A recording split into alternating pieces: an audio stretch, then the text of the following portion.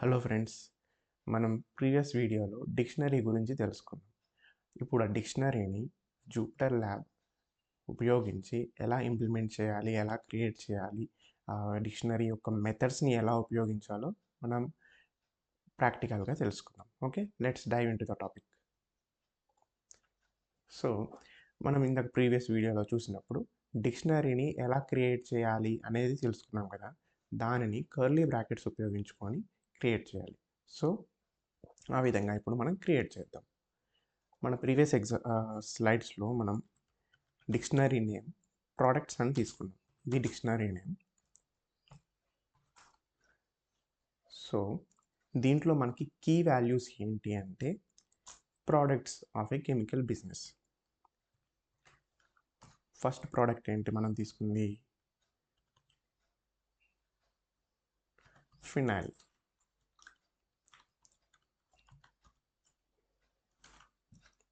So ఇది key. దీని యొక్క వాల్యూ ఎంత? 50 rupees. Next product floor cleaner.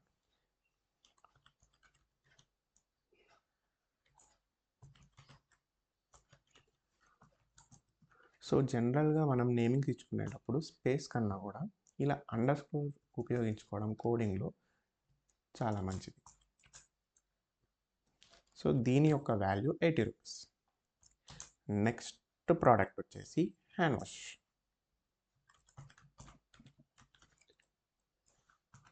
And దీని యొక్క ప్రైస్ వచ్చేసి 120 రూపీస్.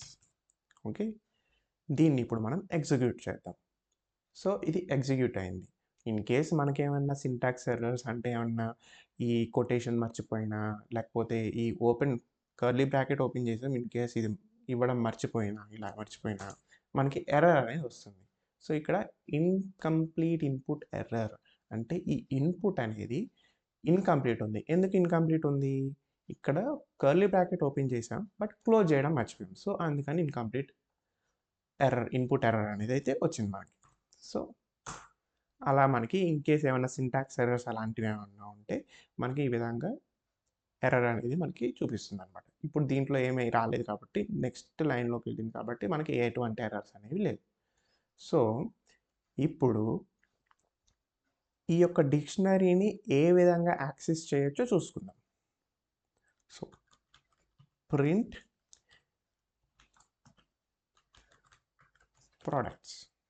ప్రోడక్ట్స్ అనేది డిక్షనరీ నేమ్. సో ఇప్పుడు మళ్ళీ మనం ఎగ్జిక్యూట్ చేస్తే డిక్షనరీ అనేది మనకి రిటర్న్ అయింది, ప్రింట్ అయింది. వద్దు నాకు ఇప్పుడు మొత్తం డిక్షనరీలో ఉన్న వాల్యూస్ అన్నీ వద్దు, నాకు ఓన్లీ ఒక్క ఐటమ్ మాత్రమే కావాలి అనుకుంటే దాన్ని ఎలా యాక్సెస్ చేయొచ్చు అంటే పర్టికులర్ ఐటమ్ని మాత్రమే ఎలా యాక్సెస్ చేయొచ్చు అది కూడా చూసాం కదా, అది కూడా ఎగ్జిక్యూట్ చేద్దాం. Okay, print products dictionary name అది. దాంట్లో ఏ వాల్యూ అయితే మనకు కావాలి, ఏ ప్రోడక్ట్ గురించి కావాలి అనుకుంటున్నామో ఆ కీ, దీన్ని కీ అని అనుకున్నాం కదా, ఇవి కీస్ అంటాం, వీటిని వాల్యూస్ అంటాం. So dictionary is a key value pair. Okay, ఇప్పుడు ఏ వాల్యూ అయితే కావాలనుకుంటున్నాం, దేని ప్రైస్ అయితే తెలుసుకోవాలనుకుంటున్నామో ఆ కీని ఇక్కడ మనం మెన్షన్ చేయాలి.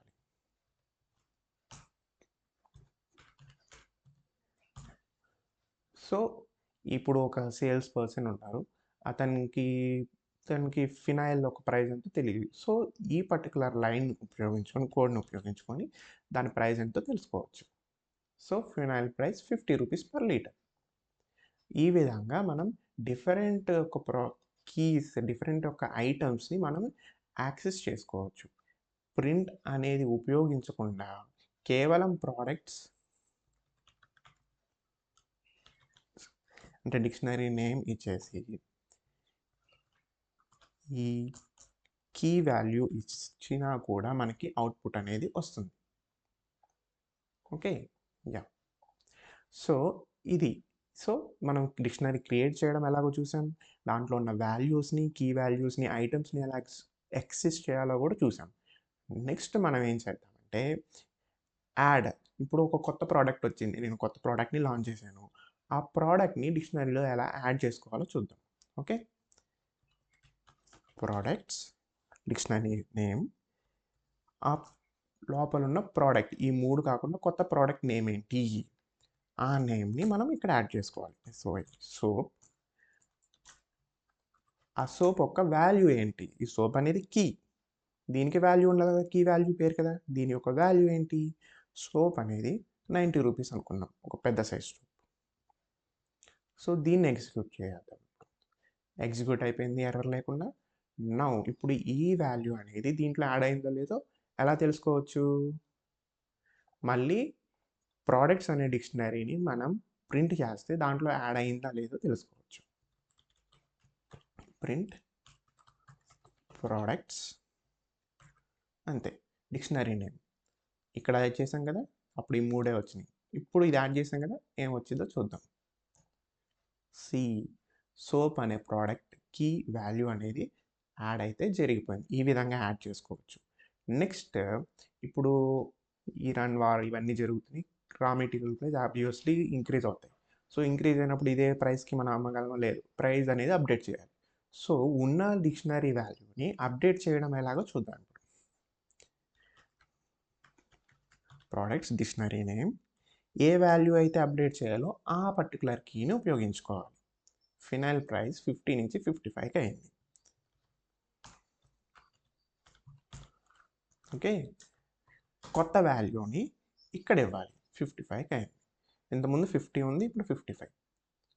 ఇప్పుడు దీన్ని ఎగ్జిక్యూట్ చేద్దాం. ఇప్పుడు ఎగ్జిక్యూట్ అయితే ఎర్రర్ లేకుండా అయిపోయింది, బట్ ఇక్కడ అప్డేట్ అయిందో లేదో చూద్దాం. ఇప్పుడు దానికి ఏ విధంగా చేయొచ్చు, print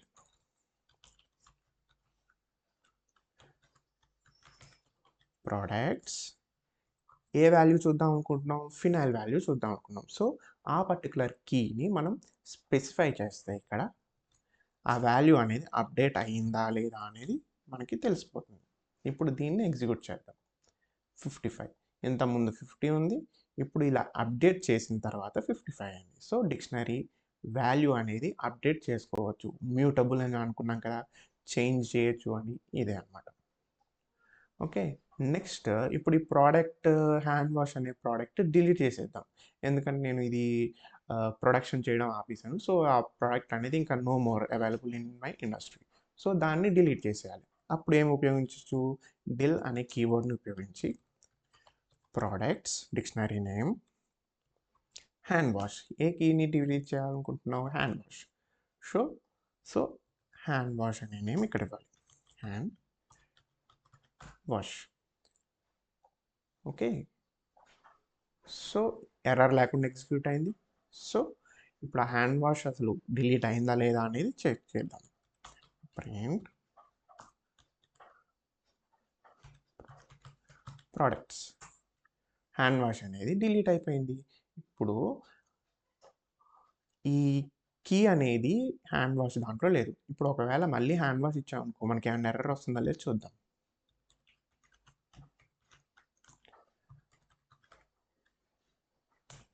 products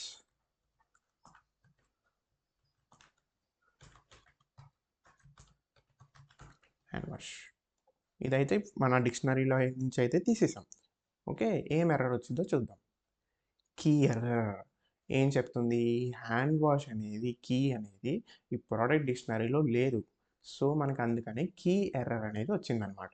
okay, next in case మనం ఇక్కడ ఫినైల్ అనే పేరు ఏదైతే ఉందో ఎగ్జాక్ట్గా అదే నేమ్ టైప్ చేయాలి.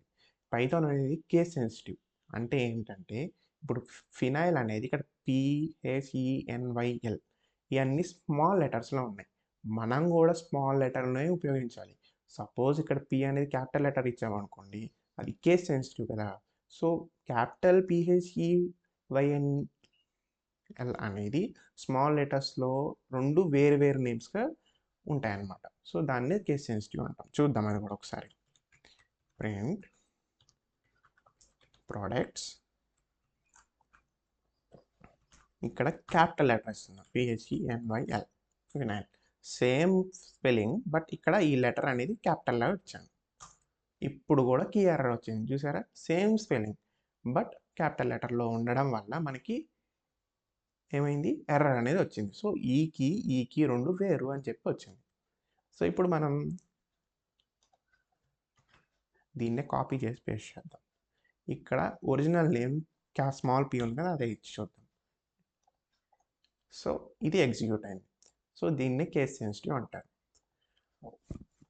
ఇప్పుడు మనం డిక్షనరీ మెథడ్స్ తెలుసుకున్నాం కదా ఇందాక మన ప్రీవియస్ వీడియోలో. ఆ మెథడ్స్ని ఎగ్జిక్యూట్ చేసే ప్రయత్నం చేద్దాం. ఓకే, సో దానికోసం మనం కొన్ని మెథడ్స్ ఉన్నాయి కదా, దాన్ని ఎగ్జిక్యూట్ చేద్దాం. Print products dot first method dot keys. అంటే ఇది చేసినప్పుడు ఏమవుతుంది, మనకి ఆ ప్రోడక్ట్ డిక్షనరీలో ఏవేవైతే కీస్ ఉన్నాయో, phenyl, floor cleaner, hand wash, ఇవి 3 కీస్. హ్యాండ్ వాష్ డిలీట్ చేస్తాం. సో ఈ keys phenyl, floor cleaner, soap, ఈ కీస్ అనేవి ఇప్పుడు మనకి వస్తాయి అన్నమాట. సి డిక్షనరీ కీస్ ఏంటి, dictionary keys phenyl, floor cleaner, soap. ఇప్పుడు వాల్యూస్ తెలుసుకోవాలనుకుంటే ప్రింట్ ప్రోడక్ట్స్ డాట్ వాల్యూస్. ఇప్పుడు దీనికి అసోసియేట్ అయి ఉన్న వాల్యూస్ ఏవైతే ఉన్నా వాల్యూస్ మాత్రమే మనకు వస్తాయి. సి డిక్ట్ వాల్యూస్, డిక్షనరీలో ఉన్న వాల్యూస్ 55, 80, 90 ఈ వాల్యూస్ ఉన్నాయి, ఆ వాల్యూస్ మాత్రమే వచ్చాయి. ఇప్పుడు కీ వాల్యూస్ 2 రావాలి అంటే మనకి దానికి కూడా ఒక మెథడ్ ఉంది. అదేంటంటే dot items. Print products dot items. So ఈ ఐటమ్స్ ఎప్పుడైతే యూజ్ చేసామో అప్పుడు మనకి కీ వాల్యూ 2 కూడా వస్తాయి అన్నమాట. Okay, dictionary items phenyl price, floor cleaner price, soap price. So ఇది ఏ ఫార్మాట్లో వచ్చింది, ఒక లిస్ట్ ఫార్మాట్లో మనకి వచ్చిందన్నమాట. లిస్ట్ ఫార్మాట్ ఎలా అంటున్నాం అంటే ఇక్కడ స్క్వేర్ బ్రాకెట్స్ ఉన్నాయి, లిస్ట్ అనేది స్క్వేర్ బ్రాకెట్స్ ఉపయోగిస్తాం. సో ఇది లిస్ట్ ఫార్మాట్లో మనకి అవుట్పుట్ అనేది రిటర్న్ చేస్తుంది. నెక్స్ట్ ఇక్కడ మనకి కీ ఎర్రర్ అని వచ్చింది కదా. సో ఇలాంటి ఎర్రర్స్ రాకుండా ఇన్ కేసు పొరపాటున మనం ఈ స్పెల్లింగ్ కానీ లేని కీని మనం టైప్ చేస్తే ఎర్రర్స్ రాకుండా అవాయిడ్ చేయడానికి మనం డాట్ గెట్ అనే మెథడ్ని ఉపయోగించుకోవచ్చు. అది ఎలాగో చూద్దాం. ప్రింట్ ప్రోడక్ట్స్ డాట్ గెట్, దీంట్లో ఫినాయిల్. ఓకే, ఇది కూడా వాల్యూ ఫినాయిల్తో అసోసియేట్ అయ్యి ఉన్న వాల్యూని మనకి రిటర్న్ చేస్తుంది అన్నమాట. 55 ఫినాయిల్ రేట్ 55 కదా, ఇది కీ, ఇది వాల్యూ ఇచ్చింది. ఇన్ కేస్ ఇప్పుడు ప్రింట్ మనం ఫినాయిల్ కేస్ సెన్సిటివ్ కదా పైథాన్, క్యాపిటల్ స్మాల్ p బదులు క్యాపిటల్ P ఇచ్చి చూద్దాం ఏమొస్తుంది.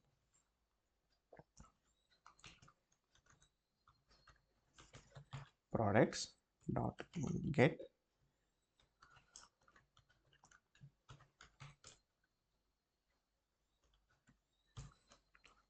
ఇప్పుడు ఏమొస్తుందో చూద్దాం, ఎర్రర్ వస్తుందా లేకపోతే ఎగ్జిక్యూట్ అవుతుందో చూద్దాం. సో ఇది ఎగ్జిక్యూట్ అయ్యింది, బట్ మనకి ఎర్రర్ రాలేదు.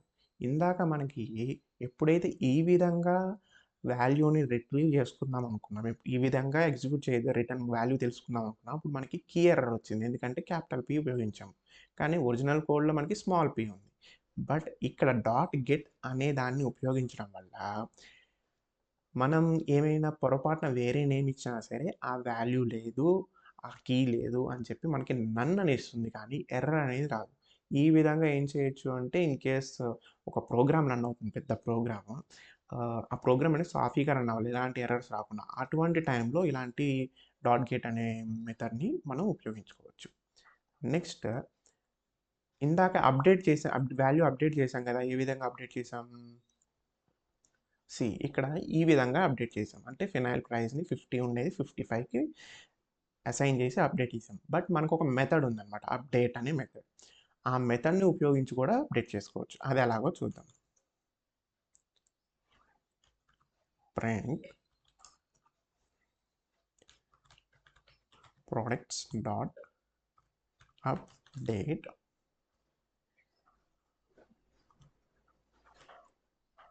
అప్డేట్ ఏ వాల్యూని అప్డేట్ చేయాలనుకుంటున్నామో ఆ వాల్యూని అప్డేట్. సపోజ్ ఇక్కడ సోప్ 90 రూపీస్ ఉంది, దీన్ని 180 రూపీస్కి అప్డేట్ చేసి చూద్దాం. ఏ విధంగా అప్డేట్ చేయొచ్చు అంటే దీని ఫార్మాట్ ఏంటి అంటే ఓపెన్ కర్లీ బ్రాకెట్, కీ ఏదైతే ఉందో ఆ కీని మనం మెన్షన్ చేయాలి. సోప్ కాలన్ వాల్యూ ఎంతో మెన్షన్ చేయాలి, క్లోజ్ కర్లీ బ్రాకెట్. ఓకే, ఇప్పుడు వాల్యూని అప్డేట్ చేయొచ్చు ఈ విధంగా. వాల్యూ అయితే అప్డేట్ అయ్యింది. సో మనం ఒకసారి ప్రోడక్ట్స్ డిక్షనరీని ప్రింట్ చేసి అప్డేట్ అయ్యిందా లేదా అనేది క్రాస్ చెక్ చేద్దాం. సి, ఇంతకుముందు సోప్ వాల్యూ 90 రూపీస్ ఉంది, ఇప్పుడు సోప్ వాల్యూ 180కి అప్డేట్ అయింది. సో ఈ విధంగా డాట్ అప్డేట్ని ఉపయోగించుకొని వాల్యూస్ని అప్డేట్ చేయొచ్చు అనమాట. Next dot pop. ఈ మెథడ్ని ఉపయోగించుకొని ఏదైనా పర్టికులర్ వాల్యూని కీని తీసేయచ్చు అంటే డాట్ పాప్ని ఉపయోగించుకోవచ్చు. అది ఎలాగో చూద్దాం. Print products dot pop. ఏది తీసేద్దాం అనుకుంటున్నాం? ఫినాయిల్ తీసేస్తాను. ఫ్లోర్ క్లీనర్ సోప్ ఉంది కదా, సో ఫినాయిల్ తీసేస్తాను.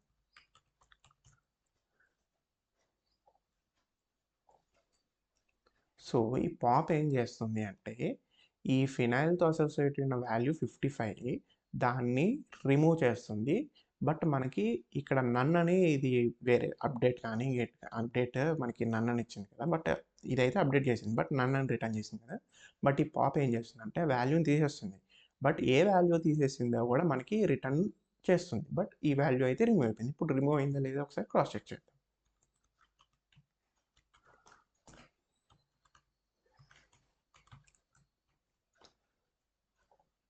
సి, ఈ ఫినాయిల్ 55 రూపీస్ అనే ఒక కీ వాల్యూ రెండు రిమూవ్ అయిపోయాయి అన్నమాట. సో ఇది ఏం చేస్తుందంటే పాప్ మనకి రిటర్న్ చేస్తుంది, ఏ వాల్యూని రిమూవ్ చేసాను అనేది మనకి రిటర్న్ చేసి చూపిస్తుంది. సో ఇది రిమూవ్ అయిపోయింది. That's it guys. మనం డిక్షనరీ గురించి ప్రీవియస్ వీడియోలో తెలుసుకున్నాం. ఇప్పుడు ఈ వీడియోలో డిక్షనరీని ప్రాక్టికల్గా ఎలా ఇంప్లిమెంట్ చేయాలో జూపిటర్ ల్యాబ్ అనే దాంట్లో ఎగ్జిక్యూట్ చేసి తెలుసుకున్నాం. See you. వీడియో నచ్చితే సబ్స్క్రైబ్ చేయండి, లైక్ చేయండి, కామెంట్ చేయండి, మీ ఫ్రెండ్స్తో షేర్ చేయండి. అండ్ నెక్స్ట్ వీడియోలో మనం పైథాన్ ఫంక్షన్స్ ఎందుకు యూజ్ చేస్తాం, ఎలా రైట్ చేస్తాం అనేది చూద్దాం. See you guys, bye.